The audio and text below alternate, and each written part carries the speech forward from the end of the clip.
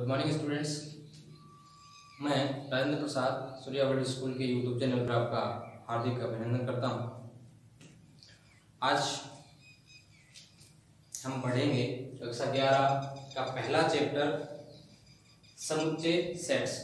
देखिए, उससे संबंधित जो डेफिनेशंस थी, जो परिभाषाएं थी, उनके बारे में हम चर्चा पहले कर चुके हैं। तो आज हम स्टार्ट करते हैं एक्सरसाइज 1.1। बिल्कुल आसान सा चैप्टर है। तो देखिए, पहला क्वेश्चन है, निम्नलिखित में कौन से समुच्चय हैं, अपने उत्तर का औचित्य बताइए। पहला जो पॉइंट दिया है वो है जे अक्षर से प्रारंभ होने वाले वर्ष के सभी महीनों का संग्रह। तो देखिए, वर्ष के महीनों की बात यदि हम करें, जनवरी, फरवरी, मार्च, अप्रैल, मई, जून, जुलाई, अगस्त, सितंबर, अक्टूबर, नवंबर, दिसंबर, 12 महीने हो गए। लेकिन इसमें एक कंडीशन साथ में दे दी, क्या? जे अक्षर से प्रारंभ होने वाले, जे अक्षर से। तो कुछ चुनिंदा नाम है, जैसे जनवरी जे से स्टार्ट हो गया, जून हो गया, जुलाई हो गया, ठीक है। ये 3 महीने हुए, जनवरी, जून और जुलाई। तो कहने का मतलब हुआ संख्या जो है वो कन्फर्म है, 3 एलिमेंट हो गए, जनवरी, जून और जुलाई, ठीक है। तो ये एक समुच्चय होगा, ठीक है। दूसरे पॉइंट की यदि हम बात करें, विश्व के सर्वश्रेष्ठ 11 बल्लेबाजों का संग्रह। इसमें प्रॉब्लम है, देखिए क्या प्रॉब्लम है। विश्व के सर्वश्रेष्ठ, ये सर्वश्रेष्ठ का निर्धारण कैसे हो, ये प्रॉब्लम है। विश्व के सर्वश्रेष्ठ 11 बल्लेबाजों का संग्रह किस प्रकार से निर्धारण करें? भाई, जिसने सबसे ज्यादा रन बनाए हैं वो सर्वश्रेष्ठ है, या जिसकी स्ट्राइक रेट, ठीक है, बेस्ट है, वो सर्वश्रेष्ठ है, ठीक है। यानी बॉल तो कम खेली हो लेकिन रन ज्यादा बनाए हो, बॉल कम खेली हो रन ज्यादा बनाए हो, वो सर्वश्रेष्ठ है। तो निर्धारण किस प्रकार से किया जाए, ये कंफर्म नहीं हुआ। इसका मतलब ये जो यहाँ आपको डाटा दिया गया है कि विश्व के सर्वश्रेष्ठ 11 बल्लेबाजों का संग्रह, ये हम निर्धारण नहीं कर सकते, अर्थात ये एक समुच्चय के रूप में इसे हम व्यक्त नहीं कर सकते, ये समुच्चय नहीं होगा। क्लियर है? इसी प्रकार से भारत के 10 सबसे अधिक प्रतिभाशाली लेखकों का संग्रह।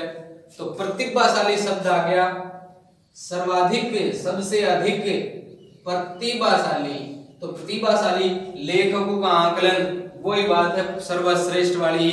यहां पर भी प्रतिभाशाली लेखकों का आप किस प्रकार से निर्धारण करेंगे कि कौन प्रतिभाशाली है, कौन नहीं है, ठीक है। तो इसे भी हम सेट के रूप में व्यक्त नहीं कर सकते। फिर है 100 से कम सभी प्राकृत संख्याओं का समूह। प्राकृत संख्याएं आप जानते हैं, जिनको हम n से व्यक्त करते हैं, 1 से स्टार्ट होती हैं, 1 2 3 4 5 6 अनंत तक जाती हैं, ठीक है। तो यहाँ क्या कह रहा है, 100 से कम मतलब 1 से लेकर 99 तक हो गई, 1 2 3 4 ऐसे करके 99 तक चले जाएंगे। ये इन संख्याओं का संग्रह हो जाएगा, एक समुच्चय हो जाएगा। तो इसको हम समुच्चय के रूप में व्यक्त कर सकते हैं, ठीक है। क्लियर है? दूसरे क्वेश्चन की ओर बढ़ते हैं। मान लीजिए a बराबर 1 2 3 4 5 6, ये कोई सेट, कोई समुच्चय हमें दिया है। यहाँ क्या करना है, रिक्त स्थानों में उपयुक्त प्रतीक, इसे हम बोलते हैं बिलोंग्स टू या इंप्लाइज टू, और ये नॉट इंप्लाइज भरिए। इसका मतलब क्या होता है कि आपको कोई संग्रह दे दिया, कोई सेट दे दिया, और उस सेट में से कोई एलिमेंट, कोई अवयव आपको देखना है। कोई भी संख्या दे दी और यूं पूछा जाए कि ये अवयव इस सेट में है कि नहीं। यदि है तो उसके लिए तो ये निशान इंप्लाइज अप्लाई होता है, और यदि वो उस सेट में नहीं है वो अवयव, तब ये सिंबल हम काम में लेते हैं। तो देखिए, पहला पॉइंट है 5a, यानी 5a में है कि नहीं, ये पूछना चाह रहा है। 5a में है कि नहीं, तो देखिए सेट ये हुआ 1 2 3 4 5 6, 5 इस सेट में है। इसका मतलब 5 इज इंप्लाइज टू a में है। क्लियर? 8 इस सेट में है कि नहीं, देखिए 6 तक ही है, 8 नहीं है, इसका मतलब यहां सिंबल आएगा नॉट इंप्लाइज टू। ठीक है, 0 ए में है कि नहीं, नहीं है, तो यहां भी नॉट इंप्लाइज। 4 ए में है कि नहीं, 4 है, यहां इंप्लाइज आ जाए। 2 भी है तो ये भी इंप्लाइज हो गया। 10 नहीं है तो नॉट इंप्लाइज। ओके, क्लियर हो गया होगा। थर्ड क्वेश्चन है, निम्नलिखित समुच्चयों को रोस्टर रूप में लिखिए। रोस्टर रूप में लिखना है, देखिए किस प्रकार से लिखेंगे। पहला जो पॉइंट आपको बताया गया है, सेट ए बताया है किस प्रकार से कि x, जहां x एक पूर्णांक है और -3 is less than x and x is less than 7, यानी x का मान -3 और 7 के बीच में, ये मतलब हुआ इसका। x का मान -3 और 7 के बीच में है और x एक पूर्णांक है। तो जैसा हम जानते हैं पूर्णांक पॉजिटिव भी होते हैं और नेगेटिव भी होते हैं, तो एलिमेंट्स कौन कौन से आ जाएंगे, -3 से 7 के बीच में है, -3 से 7 के बीच में, तो ये आ जाएगा -2, -1, 0, 1, 2, 3, 4, 5 और 6। क्लियर हुआ। तो x का मान देखिए -3 से 7 के बीच में हो गया। ठीक है, ऐसे ही b, दूसरा जो सेट है b,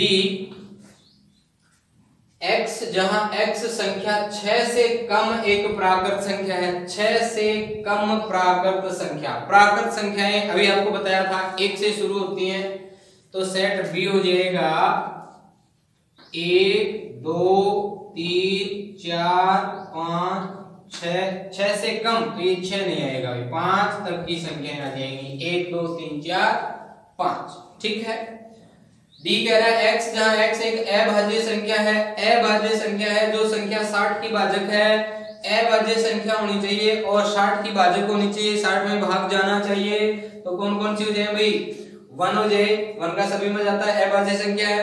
वैसे देखा जाए अभाज्य, एक अभाज्य है या फिर संयुक्त, एक अभाज्य नहीं होती, 2 होती है। ठीक है, तो अभाज्य संख्या 2 का भाग 60 में जाता है, तो 2 हो गया। एक 3 अभाज्य संख्या हो गई, फिर 4 अभाज्य नहीं, 4 नहीं होगी भाई, 5 आ जाएगा, फिर 5 के बाद में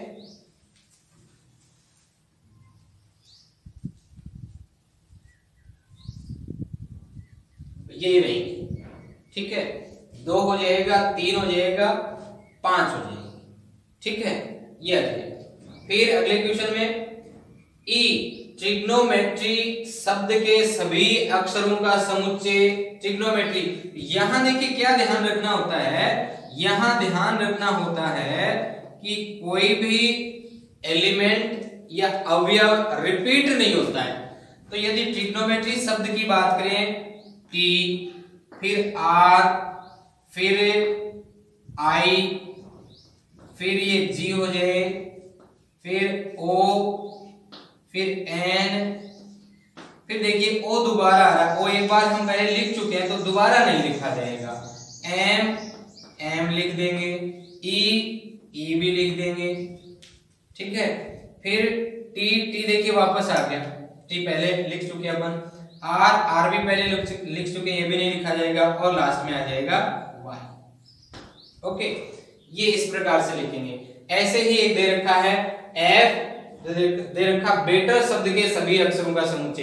तो जिस प्रकार से ट्रिग्नोमेट्री शब्द के सभी अक्षरों का हमने समुच्चय लिखा है, उसी प्रकार से हम बेटर शब्द के सभी अक्षरों का समुच्चय भी लिख सकते हैं। ठीक है, ये था आज का वीडियो। इसके आगे के क्वेश्चंस की चर्चा हम अगले वीडियो में करेंगे, तो बने रहिए सूर्या वर्ल्ड स्कूल के यूट्यूब चैनल के साथ। अपने वीडियोस को लाइक और शेयर करेंगे तथा चैनल को जरूर सब्सक्राइब कर लेंगे, ताकि आगे आने वाले वीडियोस के नोटिफिकेशन जो है वो आपको टाइम टू टाइम मिलते रहे। धन्यवाद।